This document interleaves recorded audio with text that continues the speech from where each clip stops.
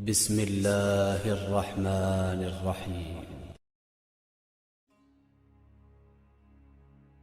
سود خوری بھی ان اخلاق میمنہ میں سے ہے جو اہل عرب کی رگ و ریشہ میں سرایت کر گئے تھے، اسی لیے نہایت تدریج کے ساتھ اس کی حرمت کے احکام بھی اترے۔ قریش عموماً تجارت پیشہ تھے، ان میں جو امیر اور دولت مند سوداگر تھے وہ غریبوں اور کاشتکاروں کو بھی شرح سود پر قرض دیتے تھے، اور جب تک وصول نہ ہو جاتا اصل سرمایہ کو ہر سال بڑھاتے جاتے تھے۔ خود حضور صلی اللہ علیہ وسلم کے چچا حضرت عباس رضی اللہ تعالیٰ عنہ بھی اسلام سے پہلے بہت بڑے سودی کاروبار کے مالک تھے۔ حضرت صلی اللہ علیہ وسلم جب مدینہ تشریف لائے تو یہودی تاجروں کے سبب یہاں مختلف قسم کے سود کا رواج تھا۔ سب سے پہلے آپ صلی اللہ علیہ وسلم نے چاندی اور سونے کے ادھار خرید و فروخت کو سود قرار دیا، پھر دگنے اور چوگنے سود لینے کی ممانعت آئی اور یہ آیت اتری۔ ترجمہ: مسلمانوں، دگنا چگنا سود نہ کھایا کرو، خدا سے ڈرا کرو تاکہ فلاح پاؤ۔ اس کے بعد آپ صلی اللہ علیہ وسلم نے ہم جنس اشیاء کا باہم گھٹ بڑھ کر مبادلہ منع فرمایا۔ 7 ہجری میں غزوہ خیبر کے موقع پر مسلمانوں نے یہودی سوداگروں سے لین دین شروع کیا۔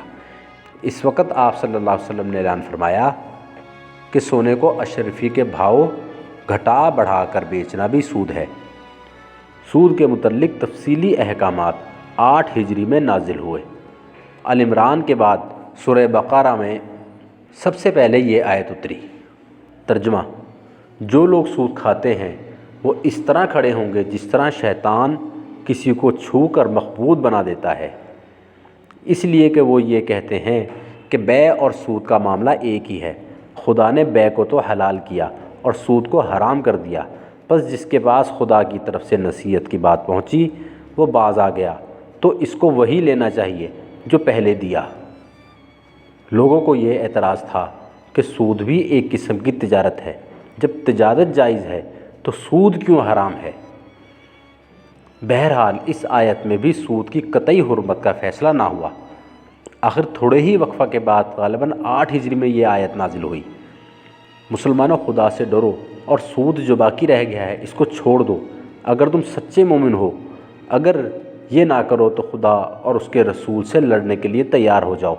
اگر باز آ جاؤ تو تم کو اپنے راس المال کا حق ہے، نہ تو تم کسی پر ظلم کرو اور نہ کوئی تم پر ظلم کرے۔ یہ آیت جب اتری تو آپ صلی اللہ علیہ وسلم نے مسجد میں تمام مسلمانوں کو جمع کر کے یہ حکم سنایا۔ 9 ہجری میں اہل نجران سے جو معاہدات صلح ہوئے ان میں ایک دفعہ یہ بھی تھی کہ سود نہ لیں گے۔